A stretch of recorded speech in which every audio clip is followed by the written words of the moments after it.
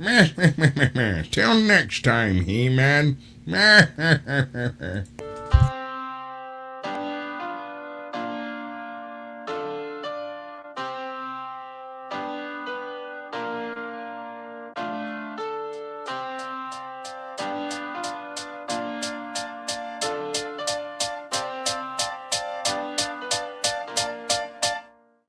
Welcome to space. What were you expecting? It's a dangerous place. Thank you for investing. Go there for your rota, there for your orders. Fill up these quotas, we'll bill for your quarters. Report to your foreman, but watch for marauders. Cause if you get eaten, there's fees for your mourners. Prosperity's there in the care of magnates. In halcyon heaven awaits. Did you think it was supposed to look like the poster? It mostly does, oh, if you'd only read closer. Just 10 short years to a new frontier. Snooze as you cruise and you'll wake up here. You've been trapped in that ship for an awful long time. So perhaps you have simply forgot what you signed. Oh, honestly, did you not read the colony policy that defined you as company property? That wavers your say in autonomy. The conglomerates got you in lock and key. We put the dollar back into idolatry. If you're upset, you can rent an apology. We are a family forged in bureaucracy. No I in team, but there's con in economy. Were you expecting adventure? Were you hoping for fun? My friend, you're indentured and pleasure's exempt from your tenure. So venture back down to your slum that's provided at generous prices. Your worth is determined by your sacrifices. A small term of service went down on the surface. Internment's a freebie that comes with the purchase. To earn the right to work. To earn the right to work. To earn the right to work. To earn the right to work. To earn the right to give ourselves the right to die. Ourselves the right to live. To earn the right to die. To our little town, why don't you settle down? You just fill out the paperwork and you could look around. We're happy as can be inside the Valley Cannery. We live to pack the cans of meat and not to question where it's found until we end up in the ground around the corner in the yard. You know, we thought we liked the sound of finding glory in the stars. The borders taught us to be proud of never reaching very far. So we earn what we're allowed and give it right back at the bar. The ale to cure what ails you. Zero G brew, your favorite flavor. So work till you bleed, ennobled by labor, then purchase relief from your local retailer. If you'd rather drop dead, that's fine, but you know that dropping down dead bears a fine. So you do your job and I'll do mine. I gotta meet a 6 foot deep bottom line. We make a fortune for the board by selling boredom door to door, because it's all that we deserve and it is all we can afford. The secrets of the universe and all the worlds to be explored, but our dreams are back on earth and now the work is our reward. And you'll be grateful for seats at the table, though it dips at one end and the bench is unstable. You may waste your days, but at least you were able to pay off your grave since we leased you your cradle. Be faithful and pray we'll repay what you invest. Behave as you slave for humanity's interest. On account that you're all on account and we're quickly amounting humanity's interest. You'd think that we'd sink to the brink of rebellion with markets dependent on peddling weapons. The architect tells them the secret to heaven is simply consuming whatever we sell them. We work to earn the right to work. To earn the right to work. To earn the right to work. To earn the right to work. To earn the right to give ourselves the right to die. Ourselves the right to live. To earn the right to die. Should've read the fine print, my friend. Should've read the fine print. You should've read the fine print, my friend. Should've read the fine print. Welcome to our little town. Why don't you settle down? You just fill out the paperwork and you can look around. We work and then we work and then we work and then we work and then we work and then we work and then we end up in the ground. Welcome to our little town. Why don't you settle down? You just fill out the paperwork and you can look around. We work and then we work and then we work and then we work and then we work. Should've read the fine print. Here and here and initial here. Welcome to the family.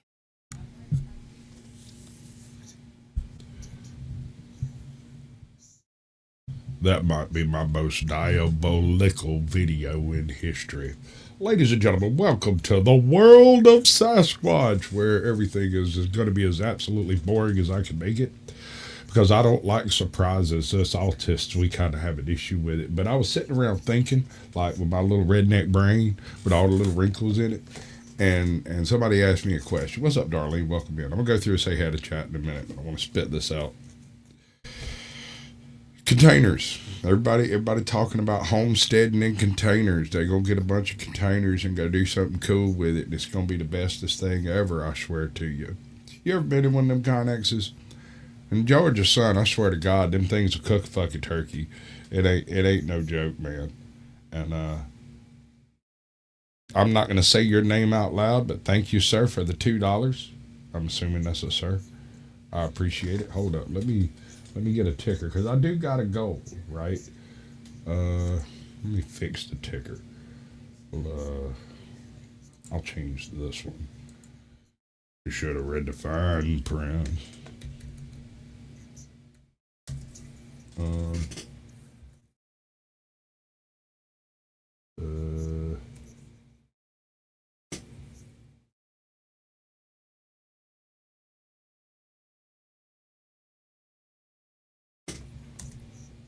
And so when I was thinking about all them there containers and all them people, dragging random containers out to the world, I got to thinking, like, these things aren't exactly designed to be buried. You kind of gotta go in and do a bunch of structural stability on these things for them to be useful. If you're going to be doing any type of burying stuff, and if you're taking these things out to like the desert Southwest and you're burying them, that's kind of a double whammy, because it's amazing how hot and cold those things can be. I got everything backwards over here, and it's driving me crazy. I figure I'm going to be slightly annoying with all of this anyway. We're going to do that.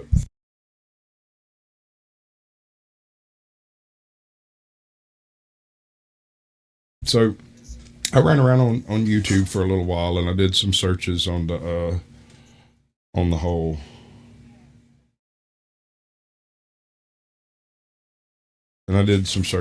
container builds and things, and I noticed something. Amazon's got a few tiny houses that they've designed around the concept of container shipping, and there's a few other like private businesses that'll tiny house you a container, and some of them actually use shed frames instead of container frames for whatever reason, probably because of the problems they have with containers. One of the issues with containers is those things are pretty well sealed, bro. And if they ain't got no holes in them, you're basically building yourself a box to suffocate in, and that shit's scarier than hell. If you're going to have any type of non-electric heating or cooling or anything like that, you have to deal with airflow. Most people don't take that into consideration. The fact that you can stack them implies that you ought to be able to put a bunch of weight in them. That's not necessarily the case. They're designed to hold each other, not so much hold like weight across the flat of the container. And so if you try to pile sand or clay or rocks or anything, pea gravel, anything like that across the top of it, you'll just crush the damn thing just outright. Now, there's a couple of gimmicks you can do that'll get you around that. Like, there is a material called perlite or vermiculite, both of which are types of expanded earth, it's basically just exploded gypsum or something, but they have zero nutrient value to them and weigh virtually nothing. And this has its benefits and its negatives. You can bury a container in this stuff with no modifications. The problem is that this stuff is so light a stiff breeze will blow it away. And so if you're taking it somewhere like the desert Southwest, while this appears like it may solve that problem, and it could under the right circumstances, if you don't have any grass or anything, roots to hold it in place, you're basically just waiting patiently for it to blow away. It'll have all the benefits that you'd get from burying it in dirt, the insulative qualities, the cool temperatures, all of that stuff. But yet again, you're also putting yourself in a bit of a hurt, because airflow is an issue in these things. You do literally. I didn't realize that you literally have to design in airflow charts on these things in order to keep from making pockets of untreatable air, basically. So, like, if you've got 4 of these things slapped together and you've got a small mini unit in each one, and you put separate walls in there, if the doors don't line up and the airflow don't flow right from one room to the next, it's going to take more than that to deal with it, right? You can't just put one little mini split unit and expect it to handle all of that, no matter how powerful that split unit is. Also, if you're burying them, that puts all of your units above ground. And I don't know. We're going to take a look at a couple of these videos I've dug up, and I'm going to dig up a couple more, and we're going to call it square on that. Oh, what up, Crack Baby? I thank you. Thank you for the grift. Darn right. So now we only have to get 15 because Crack Baby Go is an absolute G unit and is trying to carry the entire stream on all of y'all. I saw what y'all just did to Dusty. That wasn't nice. But I figured, what the hell? What do I got to lose, right? Let me update some stuff.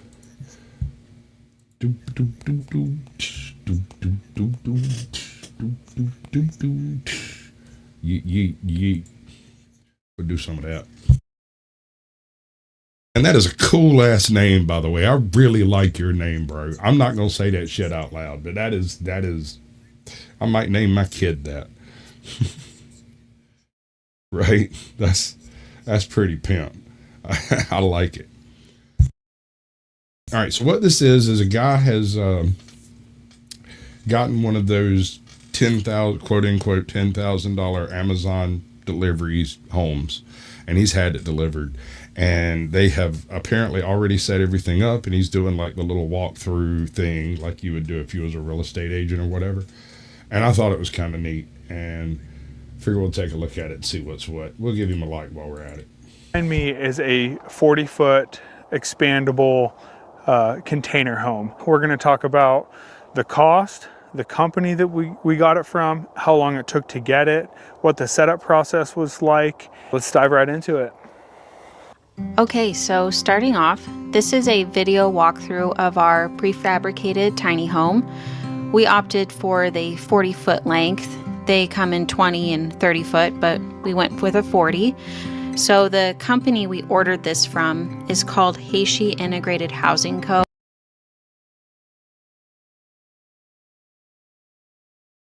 I just wanted you to be able to see the company name.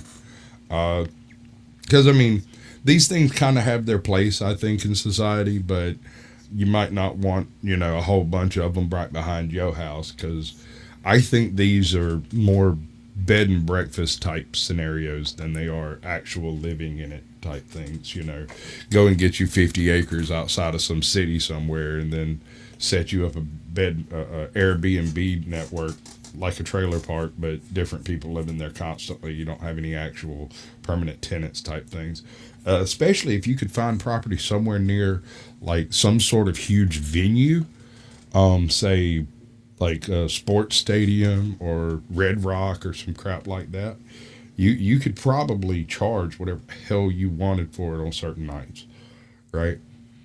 And I don't see any reason why that wouldn't be just a license to print money unless there's laws against it. As long as everything was up to code and all the stuff was properly prepped, it wouldn't be much different from putting together a trailer park, but it would be something that, and crazy as this sounds, let's say something horrible happens and it destroys one of the units. You can literally come in with a fucking forklift and swap this thing out in about 2.5 hours and have a brand new unit in place and it back to making money. You rent that fucker that night. And that is interesting, especially if they offer different floor plans for the thing. That might be cool, because if you're moving, like you're homesteading or whatever, there's some basic stuff that you're going to need, and you can get all of that in one lump sum right here. Poof, you've got your living space, and it fits in with the container thing, and then you build the other containers into your barns and your chicken coops and your duck pens and your all your tack and stuff like that. Keep all your feed dry and everything, and you don't have to worry so much about any of the water and toiletries and all that stuff. But I mean, it's got its limits. They're based out of China, and we found their company using Alibaba, and they just had excellent reviews, and they specialized in these prefabricated homes. So that's why we decided to go with that company. Their production time was approximately 30 days at the warehouse, and then it took about a month of shipping overseas. Once the container home arrived at the port, we were given about a 24-hour notice of delivery to our property. And because of that short notice, Kurt only had about 12 hours to prepare the pad. So this tells you that when ordering a house online, you should probably go ahead and prep your site as far as you can. Did I just catch a raid or something? My numbers just tripled. Something just have somebody bot attacking me. That's what's going on. Oh no, what am I going to do? Well, I'm going to continue with this show until we reach our goal, and if we don't, I'm going to leave, and that's how that works, right? But yeah, when you're ordering for stuff online, a lot of times people aren't prepared for it, so it shows up, and you don't know exactly where you're going to stick it or how much. What kind of a slab do you need? Does it have to support a bunch of weight, or can you just throw it on some, country boy sloppy slab over yonder and bolt it down? Obviously, you want everything straight and level. All of the connections and everything is already built into the inside. So for the most part, this thing should be plug and play. You want a homestead, go get you a couple of containers, one of these mail order houses, slap that sucker up there, and for $15,000-$20,000, you can pretty much move in 72 hours or so. But you got to do the prep work. Once you have your site, you have to go ahead and lay your pad. You got to do all of your septic, all of your everything, and then plop that sucker down on top of it, plug and play. You can have your pole set done and everything done before any of that stuff ever shows up. The pole set you might want to hold on if you have the option, but everything else, your septic, your water, your well, all of that stuff should be handled before that house ever has a stick on it. Because if you don't, what'll end up happening inevitably, you will have chosen the best spot for a well to put your house.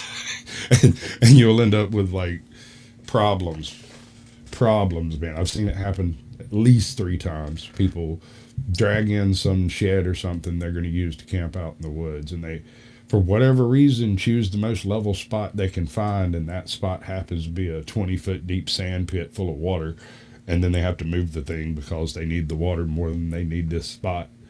And so just do your prep work. That's what it takes. Go ahead, take a week before you even put in the order and lay everything flat, so that if you get a 24-hour notice that shit's going to show up, you can at least have the slab down first. And that wasn't necessarily due to lack of planning on our part. We were just incredibly busy finishing out the build of our second food truck and working on the home, and we thought we would be given at least a 2-week notice of delivery. However, that didn't happen. So anyways, moving on, the cost of the house. For the container home itself, it was $15,800. Once you... All right. Not counting a pole set, the land, taxes, code clearance, and pad, septic, well set, pole set, what else would be any drainage that you have to put in, call it $16,000, and you can basically have a turnkey homestead. It's not a bad price tag, considering that if you've already reached the point where you're putting a house on the property, you've already gone through and either bought or leased the property. You've got your easement, you've got your driveway, you've got all of these things you have to do before a homestead's even actually possible. Because you're not exactly going to be hauling these things in there by horseback, right? So you've got to deal with the driveway, all of your drainage problems, find you a spot that's not going to flood, whatever permits and clearances you have to do with whatever county you're in. And consider this, this is not a tiny house situation. This is the living unit of a larger house. And so that's a big difference from just taking a little collapsible house. Yeah, I've seen those. We're going to take a look at one of those 20-foot jobs in a minute. Yeah. And they're kind of cool too, but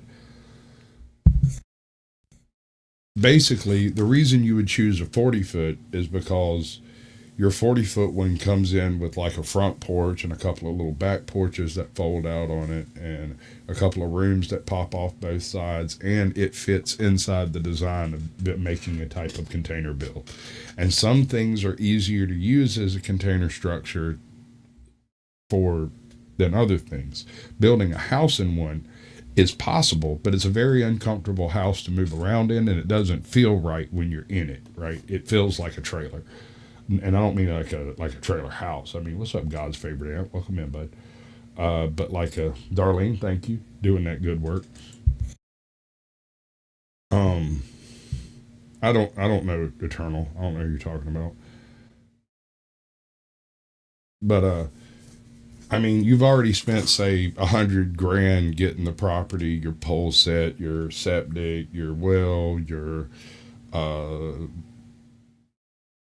location, getting all the surveys done and all of the water checked and all the stuff you've got to do.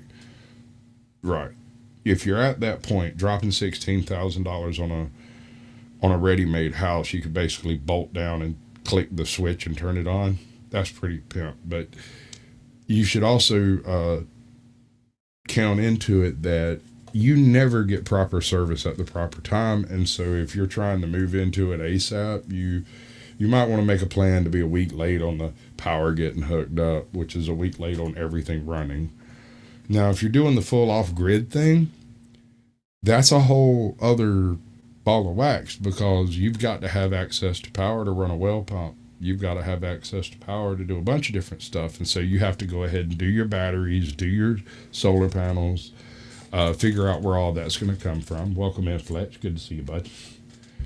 And, yeah, that's where a lot of people trip up, is they get the containers delivered and they either don't have anywhere to put them, or they haven't prepped to actually make a functional go at it. And so they end up basically living in at the 1800s, trying to just eat through the lean times. But it's not that it can't be done. I got a guy at the end of all this. I've got a dude that called Frugal Off Grid, and he's basically done that very thing with nothing more than a couple of donkeys and a dog. And I mean, it's also a pretty cool channel. So Added in the shipping, which was door to door, the tariffs and the taxes and all fees associated, our total came out to $28,689. So if you'd like to stick around and see how we got it all set up, just continue watching. Today is Wednesday, May 14th, 2025, and we have something very exciting happening today. We are getting our container home delivered. As you can see behind me, Kurt's in the skid steer, getting the final touches done on our house pad, well, not house pad, container pad, because it's going to get delivered in about... So you're saying no pad. Are you putting footses under it, I wonder? Because, I mean, you got to have some kind of clearance under it, because, you know, things rust. 30 minutes from now. Oh, and that's another point, French drainage systems. If you can't pour a pad, the very least you should do is put down enough gravel for it to drain. You know, whether you dig a hole and fill it with gravel and French drain it out that way, or you sump it, or how you want to do it, it's necessary. So we've been so busy with getting the food truck started that we haven't had a chance to get this pad totally ready. So he's doing the best he can to get it leveled out right now. Ideally, we would have had gravel out here, but you know, you can't win them all. So our telehandler got delivered this morning for unloading and setting it in place. Very exciting, making huge moves. And yeah, we can't wait to show you what it looks like when we get it unloaded, unfolded, and just what that whole process looks like. So stay tuned. It's a dog. Look at the cute little puppy dogs. So I don't have anything specifically negative to say about this, except, like I said before, there seems to be a distinct lack of septic, pole set, power, water, all of that. Now there's a home site not far away, so I'm sure they're going to function off of that, no problem. And this is going to be for like your modern amenities or whatnot, which is fine. I mean, got nothing particular, no particular hate on it, but a gravel pad if nothing else, man. What about you, Harv? Get it. Huge shout out to Pro Rentals getting us this giant telehandler last minute. Literally like, I don't know, 12-hour notice.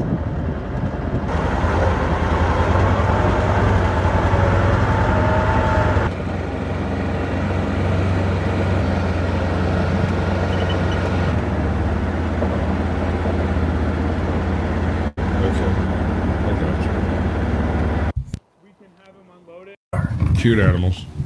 Noted. Taking the door off so we can climb in and out of the skid steer if we need to be chaining and doing stuff with it, halfway holding up the tiny house. Oh, that's gonna be great. Okay, we got everything set up and ready. Telehandler over there, Harvey right here, Olive right there, skid steer, and Kurt is just checking grade one more time. We just spoke with the delivery driver. He said that he's about 15 miles away. So there's gonna be pretty soon there's gonna be You see that damn stick he's carrying? That is one of the most annoying pieces of construction equipment on God's green earth. The reason it's annoying is because you don't really consider what square to the ground, I guess plumb, is until you're standing there trying to find a fucking laser that's the size of a cigarette, and you're like swaying that fucker back and forth, and you don't know if you're high or low or what, and you just kind of gotta guess at it until you find where it's at. And then when you do find it, you gotta adjust everything, which, you know, that's not too hard. That's not too bad. A little bit of dirt work ain't never killed nobody.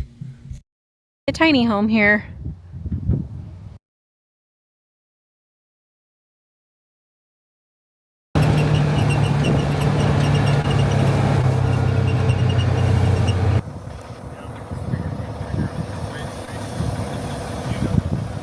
A lot of stuff through the bloggers. Yeah. Okay. Nice. I was wondering about this part. So apparently it comes rolling in on a 40-foot container itself, which I guess means that clearly it fits within that 40-foot space, right? Let's see how it unfolds.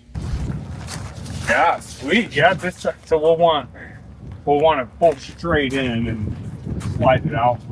Yeah, so it's a tiny home. Tiny home? Yeah, and the sides they flips up, and then the wall and the floor drops down, and then the wall stands up to hold out the side, Oh, really? and then the outsides pop in. And so it basically it goes out to 19 feet wide. Oh, And so 19 feet by the length of the container Welcome here. everyone. It's good to see you, bud. what is this come from? Smoking From Space China? Man. Good Yeah, to see you. from China. We bought it. How much is it?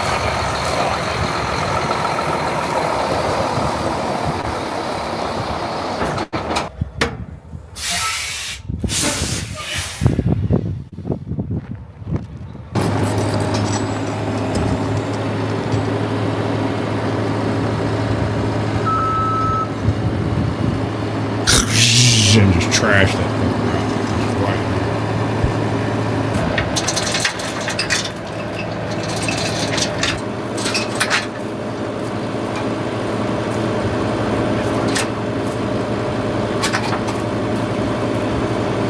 All right, that's interesting. Bruh. Anybody else see that thing swinging down and you can call on both the ports? It doesn't take much because if you look down here, they greased it up, so it wants to just slide in and out.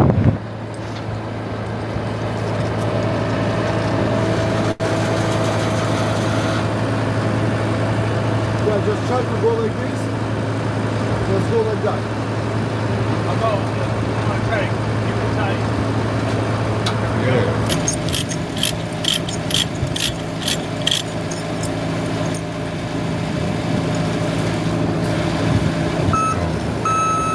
much that thing weighs? Lube is your friend. That's right, Fletch. You know the game, bro. Good job. That's right. Grease it up, slide it out. Good girl.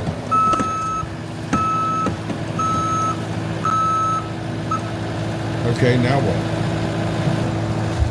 I want to check something real fast.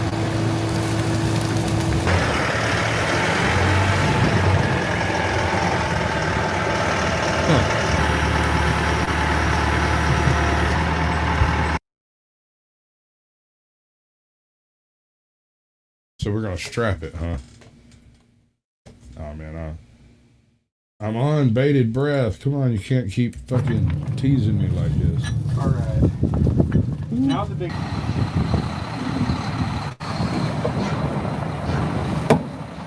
Back up, bro. Ooh, that's pretty sweet. Good job. All right, so now what? Okay, so we just got the container out of the semi. So now what we're doing is we're gonna get the corners chained up so that we can lift it up and shift it this direction, and we can get the semi out of here before our 2-hour unloading limit is up. We still have about 40 minutes, so we should be all good. Okay. Fortunately, we don't have another way for him to drive out, so. Got it out of the road here. Oh, cool. You can. This just isn't where it's straight going to lift stay, it and but hang we on the did corners. That's neat. move it far enough to where the semi can back out of here now and he can get on with his day. I wonder how far that man has to back that truck up, because that can be some hair-raising activities if you ain't used to it. Especially if you end up on like a soft-shouldered location where it's downhill in both directions. You start backing that damn thing up, and it wants to go all cattywampus on you.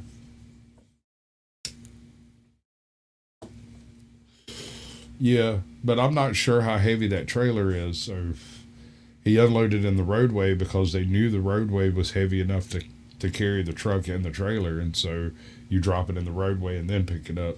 If you look at how deep the tele thing is, I don't know. I don't think I'd have backed that truck in that sand either. Oh, the door works.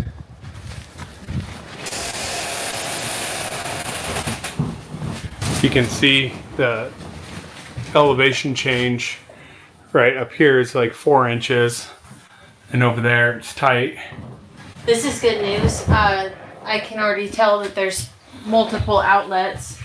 Oh, wow. I've seen reviews where people say that there's only one outlet per room, and we were prepared for that, but Ooh, I like these That's windows. check it out. Ooh, they seal up nice. We'll see. Here's our switches. So far, the fit and finish seems good. Electrical. They did a good job with all the silicone. Oh, I'm excited to unfold it. I really, this is what it's a metal. So, correct me if I'm wrong, fellow constructors out there, shouldn't this thing at least be on some footers or something? No way you just set that thing straight on the ground. Right? I mean, am I nuts? Yeah, there's no way it'll last long term. That's what I was saying. If you're just plopping something down until you can get some stuff constructed, this thing is perfect. You spend $28,000 plop, you can spend 10 years working on your dream home, and you've got somewhere to take a dump. But you should definitely have this thing set down. And like I said, I would have, if nothing else, absolutely nothing else, I would have brought in a whole shit ton of gravel and put it up 2 foot on top of that gravel, and then put footers on top of the gravel. And that way, when it rains, it will shift and it will move, but it shouldn't be first of all, it'd be really easy to fix. You'd literally just jack the fucker up, pull the footer out, shove some gravel in the hole, and do it again until it stops sinking. But yeah, pouring a pad would be your best bet. I mean, probably ain't even got to be too much to it. Just a slab for it to sit level. That looks like wood, and it's got foam backing on it. Yeah, we paid for the upgraded insulation, right? With the Yeah. metal? Yeah, upgraded insulation. And then on this is what the exterior windows look like. It's black. And that's Stop actually teasing us. Unfold really it. I wanna nice. see Trim it. details. Doesn't look bad at all. I'm excited. What do you think, Olive?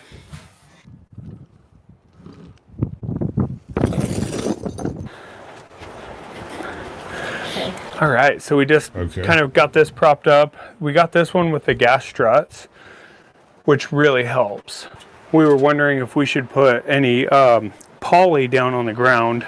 You know, I Yes. think it would be nice too, but at least there's cement board. If this was like OSB or something, I would be like, yeah, let's probably get some. Here's for lighting. Done really easy. Okay.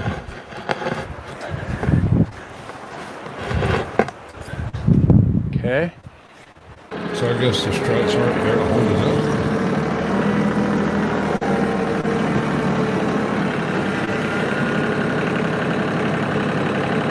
This sounds like a bad idea, man.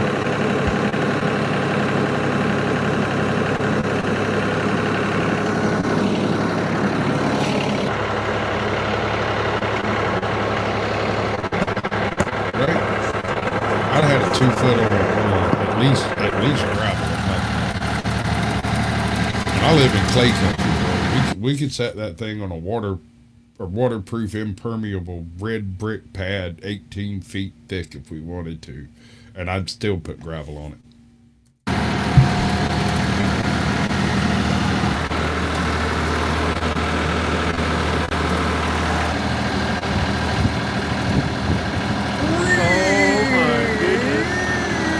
Almost as a star at the bottom, that means hard. After we unfold it, you mean- can. There's no way for them to go through and do any leveling. I mean, if your grading wasn't flawless, there's no way to fix it at this point without completely folding that thing up and picking it back up. That was my complaint right out the gate. Not enough planning. They ordered it and they were like, okay, it'll be there tomorrow, and they were like, shit. And ran out and started cutting down trees and stuff, trying to make a space to put it. No, you need to be ahead of the curve on that shit. You do not order it until, I would rather have my shit ready and waiting for 2 weeks, 3 weeks, rather than have it show up and having to put it straight on the ground.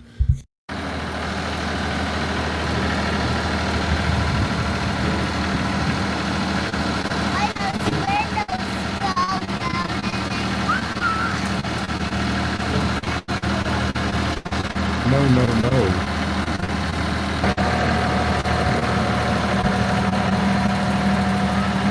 I kind of feel like you should have done that. You see that arch in the middle of it? I kind of feel like you should have done that with the skid steer.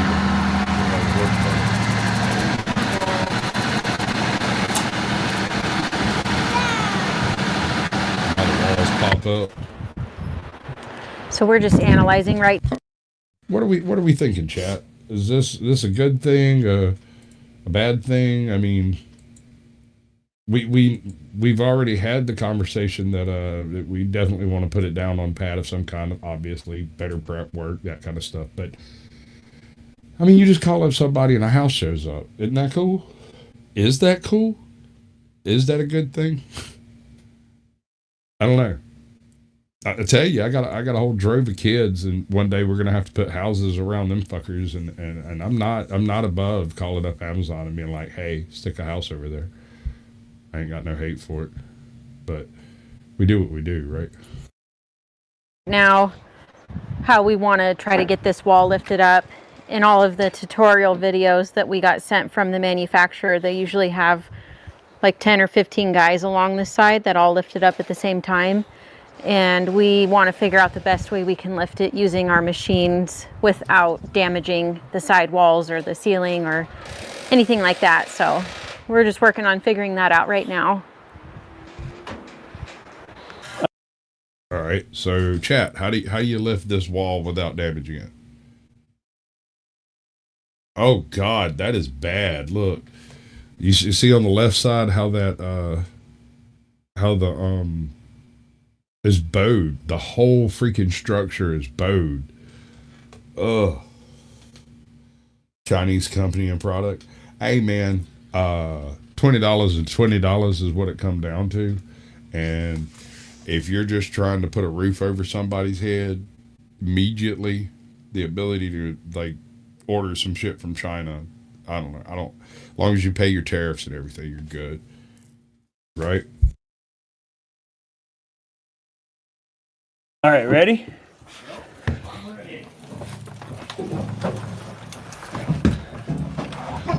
You got the height? Got it. Well, I mean, if you have the proper prep work, right? And you were trying to homestead somewhere out in the middle of nowhere, you could go out there on a couple of weekends before you do the ordering, lay down all your prep work, and then when it shows up, you just slap that sucker down, bolt it into place, and hook up your water. You're in like Flint. How good is it? What's the quality of construction? The fact that it warps sitting on the ground doesn't really say a whole lot about it. The method he's using to unbox is, I'm sure, controversial at best. I might have gone a different way. I'm not sure what way, but I'll if I had my hands on it, I would work it out so that I opened everything evenly on the corners, which I'm sure is how it's supposed to be done. Right. Not necessarily camping so much, but the ability to have a kitchen, a sink, a bathroom, and a bedroom, and not have to spend $500,000 to do it. You could do it in 40,000, and it's at least serviceable for a couple, maybe a couple and a kid. It's a little bigger than van life, but there's still a lot that has to go into it for it to be a home. So yeah, I say it's good for a startup project. You're going out and you're building your dream homestead or whatever, and poof, there you are. You got a place to live while you're putting it together. You can build a whole ranch out of that thing.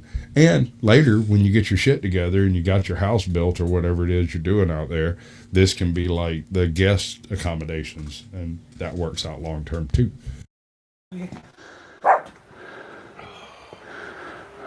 Yeah, just the siding sitting on it right now, so I don't want it to push it through. Okay, Rosie. Other end? You mind if I put Rosie in a bucket for a minute? You can take her home with you. Just put a lid on it just for a few minutes.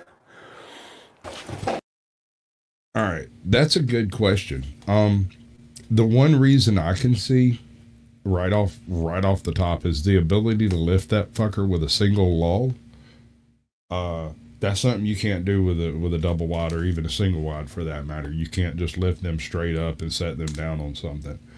More's the pity, because that would be super cool, but you can't do it.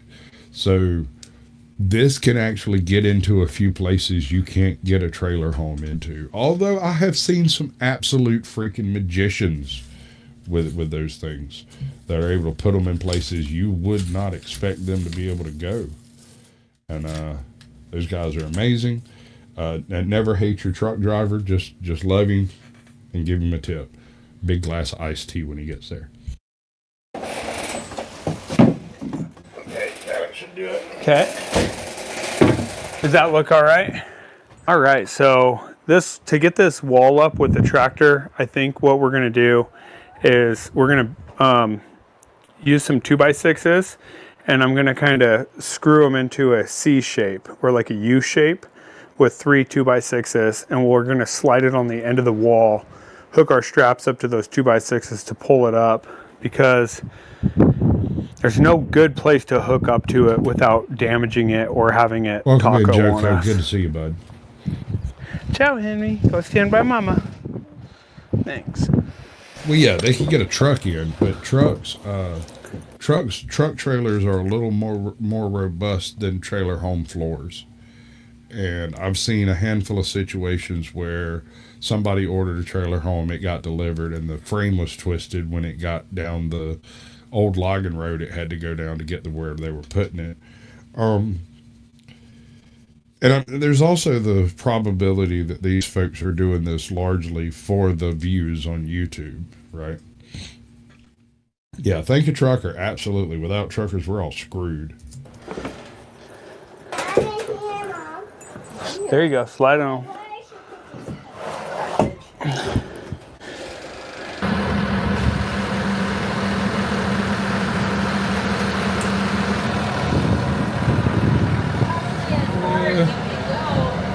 Okay.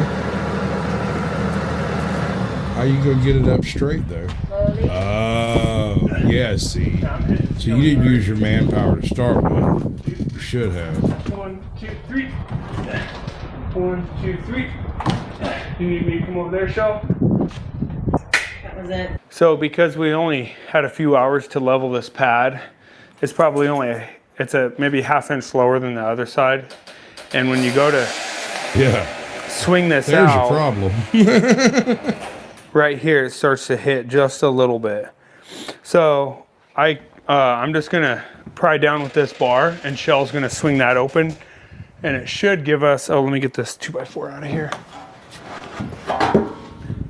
It should give us the space that we need, Right. clearance wise. So I'll pry down on Long-term this, and you solution can here, try to folks. swing that door. Okay. Absolute genius.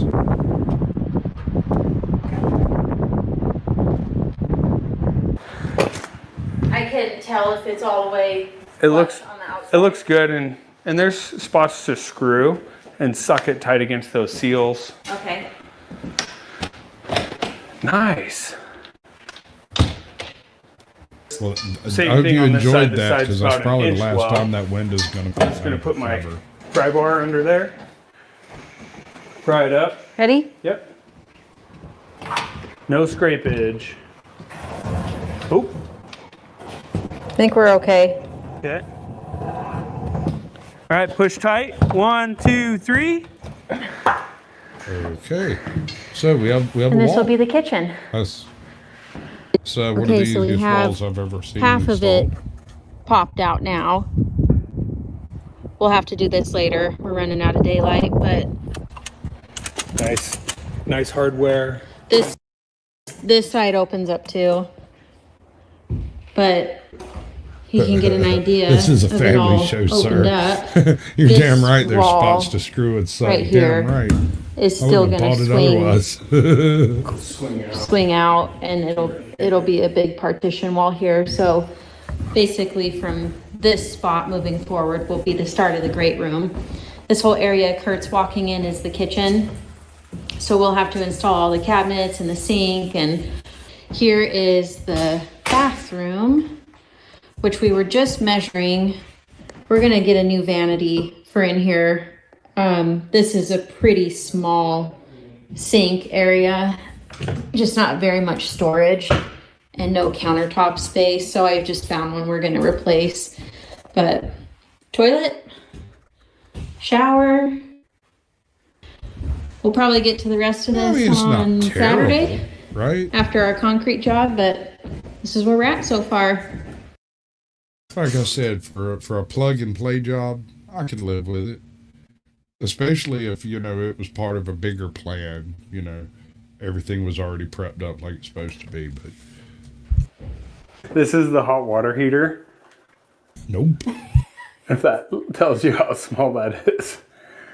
Been a couple of days since we've been able to work on the house, and it's been raining every day that since we've gotten it set up, and we're coming into the house, finding a couple spots where we're having troubles with leaking. No shit. You don't say. And now that it's rained, that sucker's going to sink about 4 inches. I'd like to talk to the crew that came in after this to put that thing up on pillars, because on-demand hot water is cool. I used to build off-grid lodges, and hot water was one of the things that apparently people just hadn't really thought about how to accomplish out here in the sticks like this. And with the way we always handled it is you take some, this. Okay, so I'm an old redneck, and I learned all of this on the job. So like, bear with me on my language here. That you use hard Driscoll line, and you create like 3 or 4 of them as long as the building, and you have a choice depending on how you're going to insulate the building. You either insulate it against the ceilings, and if you do that, which is 12-foot ceiling, and then you've got the roof above it, you take these tubes, run them the full length of the ceiling, and strap them to the roof line. And because it gets super stupid hot up in the attic, it's not going to scorch you. You won't get boiling hot water out of this thing, but it costs absolutely nothing. And any type of hot water system you install takes from that already previously warmed water. And what makes this actually work is a combination of factors. In the summer, it gets hot as hell up there because of the sun shining on the roof. But in the winter, when you're actually inside the lodge and you've got the 2 or 3 wood stoves burning in the damn thing, every ounce of heat that's going up that escapes the insulation gets trapped up there. And so even in the winter, you're not trying to heat water from, the 60 degrees or 58 degrees that's coming out of the ground at. You're heating water that's, whatever the temperature inside the lodge is. And that's, 60, 70, sometimes as much as 80 degrees because you're running a wood stove or whatever. And it can turn a shower that would ordinarily, you'd use one of those small 20-gallon tanks of propane a week to keep your shower and your hot water running. It can turn that into 3 weeks. And it's just, go ahead and take care of the major temperature difference and then just deal with the little bit of temperature difference when you're actually making the hot water and you're going to use it. That on-demand situation is pretty handy. We did notice the other day that there's a crack under here where you can see daylight. So we're going to have to get all those filled. We should sit down and talk about some of my cooling hacks that I did when we was doing that. This whole buried pipe shit that you see people using out in the desert, if you've got enough pipe around, that works amazingly well here. And here's the cool part. Because we're in a clay slab that's like 700 foot deep or something like that, when you dig your well, you can just go ahead and sink you an extra fucking pipe down there. Go ahead and construct the fucking return at the top, and then drop it down in sections so that it's fully dry and you don't have any water that gets into it. And then you can straight up cool your whole freaking airspace using basically 2-3 inch pipe, something like that. I've always preferred bigger pipe because that lets you drop a pump down in the bottom of it and pump out any condensation and moisture that fills up the bottom of the pipe.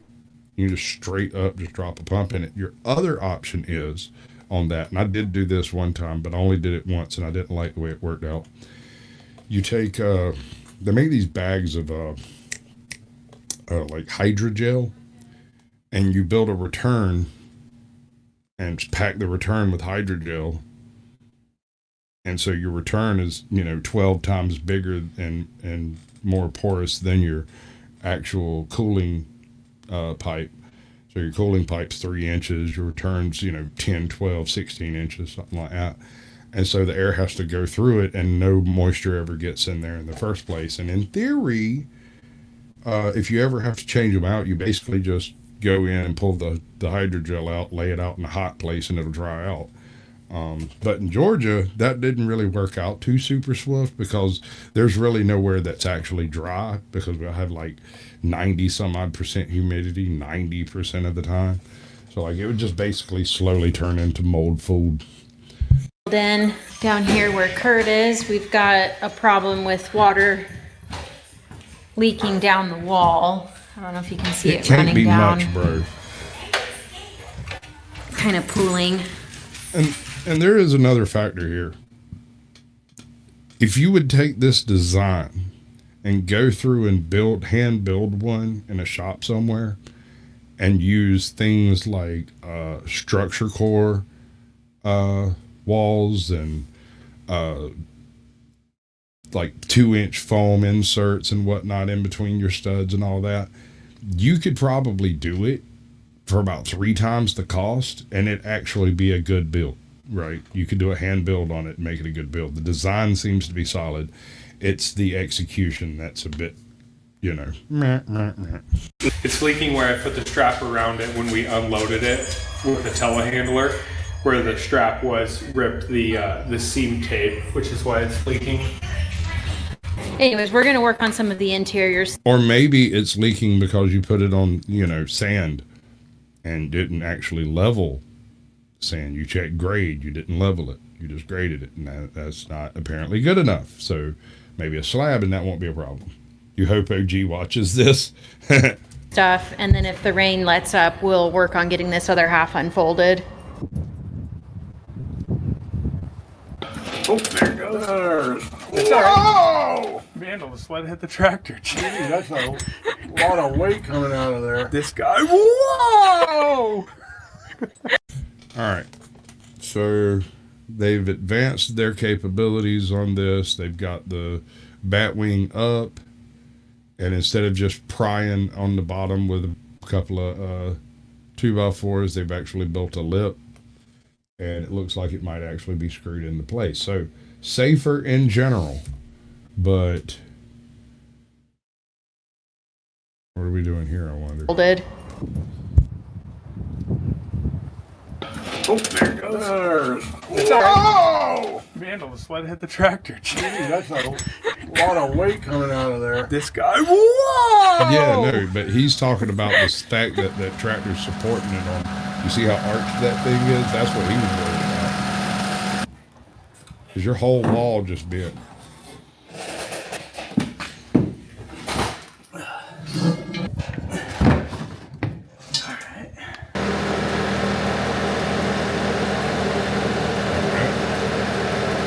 I don't hate it. I don't hate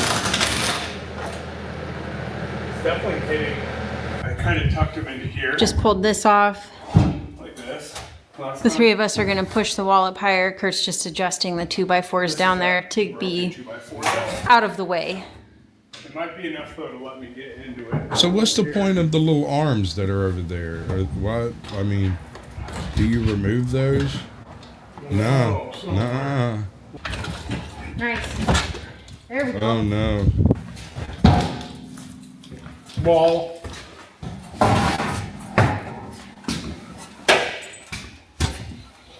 Right? All right, Shell, Okay. you're on it. I don't have Oh no. same problem as the other one. Crowbar! She all butted out. No. Oh, this isn't good. Crowbar!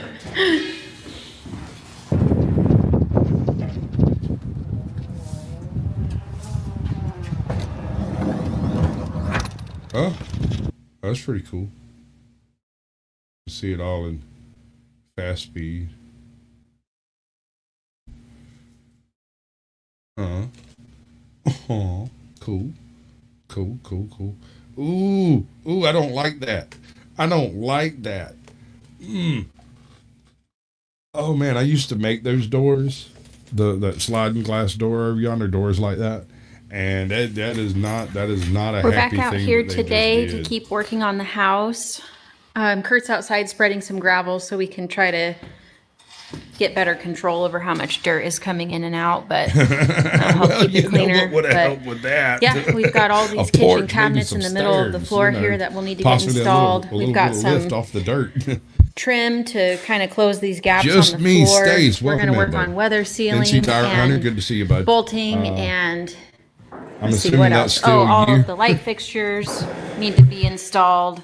There's a handful of switches.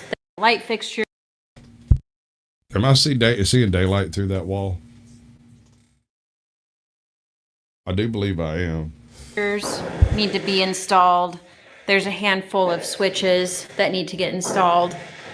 So we're going to be just working on cleaning and unpackaging and doing some finish work, and hopefully we can make some good progress on all of that today.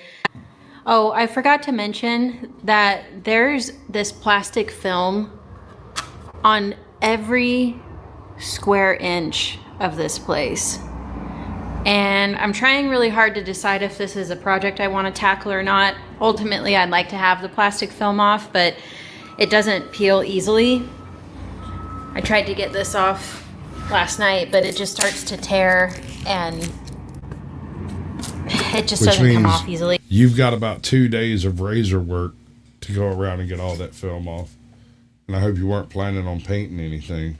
You'll never get the backing glue off of it. But probably get a knife and cut it and see if we can get some of this off. But this is going to be a major task. I mean, it's on every wall, every piece of trim, the ceiling, the door. It's everywhere. So. And I'm just that type of asshole. Yeah. I might actually just leave it there. Our house Right? came saran Like wrapped. the old lady with the plastic still on the sofa. I mean, you know, anybody that rents the joint's gonna fucking peel it off. Like, they can't help it, so.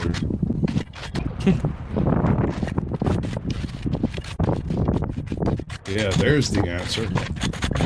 We'll just put some gravel out here. That'll fix everything. Dude, that shit is so close to the mouth.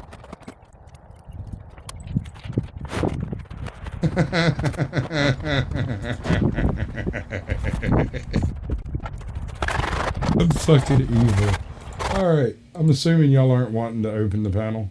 I was really hoping somebody would bring me some brand new freaking Skeletor memes. Hell yeah. Some brand new locales. That's what I wanted when I got down to it. What are we gonna do? Some porch watching? Nah, hard pass on that. Some Biden stuff. AJOT smokes. Math I can do. I'd be like, what is with all the mathematics? Didn't work. Lions wings. We got blue image.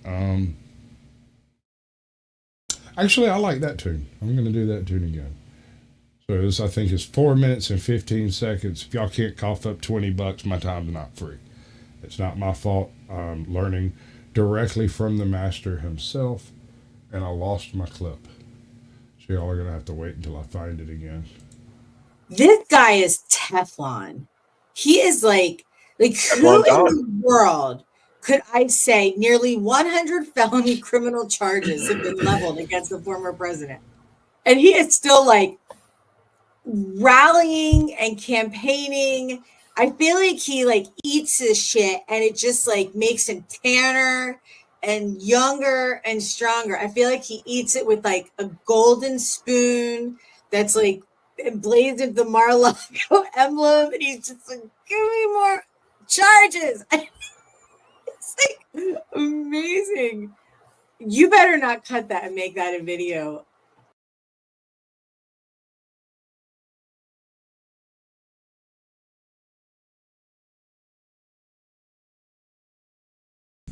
That's not playing at all, is it? I'm gonna fix that.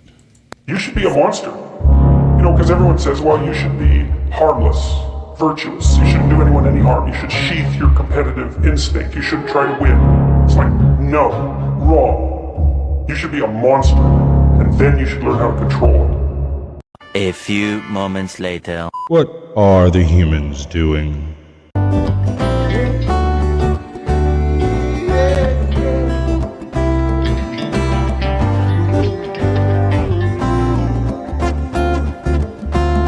Do you think you're ready? Can you handle the truth? Or are you in denial and demand more proof? They demonstrate in real time how they're spinning you lies, but no one pays attention.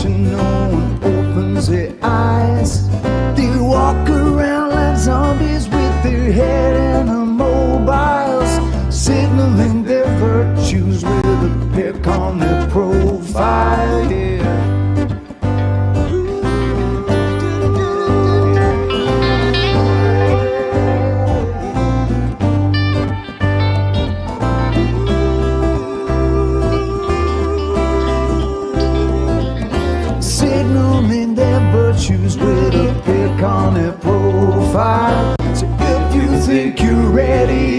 You don't need more proof. Conspiracy deniers are denying the truth. They fabricate our problems and pretend to provide the best solution, but we all know they lied. They lied about the weapons and they lied about health. They lied about the fact that they're transferring the wealth. You should really notice how they're pushing the fear. Keep everybody terrified and not thinking clear. Yeah. Everybody's not thinking clear. Yeah. Keep everybody terrified.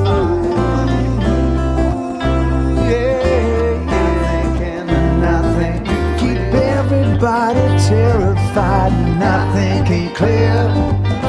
When you do, you realize that this is a trick. It's getting really stupid now. They're taking the mick.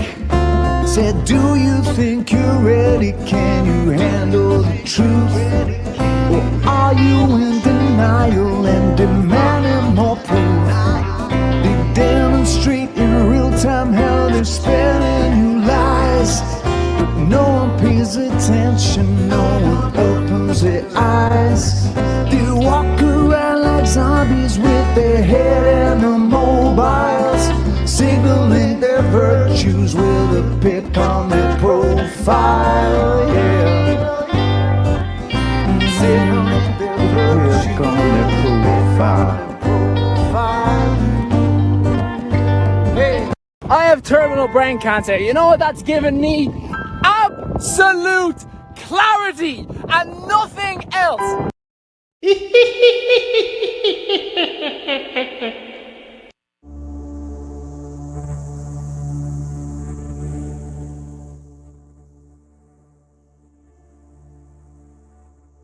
Ladies and gentlemen, class of 99, wear sunscreen.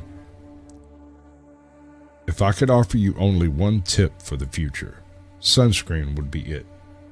The long-term benefits of sunscreen have long been proven by scientists, whereas the rest of my advice has no basis more reliable than my own meandering experience. I will dispense this advice now. Enjoy the power and beauty of your youth. Oh, never mind, you will not understand the power and beauty of your youth until they faded. But trust me, in 20 years, you'll look back at your photos of yourself and recall in a way you can't grasp now how much possibility lay before you and how fabulous you really looked. You are not as fat as you imagine. Don't worry about the future, or worry, but know that worrying is as effective as trying to solve an algebra equation by chewing bubblegum. The real troubles in your life are apt to bring things that never crossed your worried mind. The kind that blindside you at 4 p.m. on some idle Tuesday. Do one thing every day that scares you. Sing. Don't be reckless with other people's hearts. Don't put up with people who are reckless with yours. Floss. Don't waste your time on jealousy. Sometimes you're ahead, sometimes you're behind. The race is long, and in the end, only with yourself. Remember compliments you receive. Forget the insults. If you succeed doing this, tell me how. Keep your old love letters. Throw away your old bank statements. Stretch. Don't feel guilty if you don't know what you want to do with your life. The most interesting people I know didn't know at 22 what they wanted to do with their lives, and some of the most interesting 40-year-olds I know still don't. Get plenty of calcium. Be kind to your knees. You'll miss them when they're gone. Maybe you'll marry, maybe you won't. Maybe you'll have children, maybe you won't. Maybe you'll divorce at 40. Maybe you'll dance the funky chicken on your 75th wedding anniversary. Whatever you do, don't congratulate yourself too much or berate yourself either. Your choices are half chance. So are everybody else's. Enjoy your body. Use it every way you can. Don't be afraid of it or what other people think of it. It's the greatest instrument you'll ever own. Dance. Even if you have nowhere to do it, but in your own living room. Read the directions, even if you don't follow them. Do not read beauty magazines. They will only make you feel ugly. Get to know your parents. You never know when they'll be gone for good. Be nice to your siblings. They're your best link to your past, and the people most likely to stick with you through the future. Understand that friends come and go, but for the precious few you should hold on. Work hard to bridge the gaps in geography and lifestyle, because the older you get, the more you need the people you knew when you were young. Live in New York City once, but leave before it makes you hard. Live in Northern California once, but leave before it makes you soft. You should travel. Accept certain inalienable truths. Prices will rise, politicians will philander, you will get old, and when you do, you'll fantasize that when you were young, prices were reasonable, politicians were noble, and children respected their elders. Respect your elders. Don't expect anyone else to support you. Maybe you have a trust fund, maybe you'll have a wealthy spouse, but you never know when either one might run out. Don't mess too much with your hair, or by the time you're 40, it will look 85. Be careful whose advice you buy, but be patient with those who supply it. Advice is a form of nostalgia. Dispensing it as a way of fishing the past from the disposal, wiping it off, painting over the ugly parts, and recycling it for more than it's actually worth. But trust me on the sunscreen, that's a fact.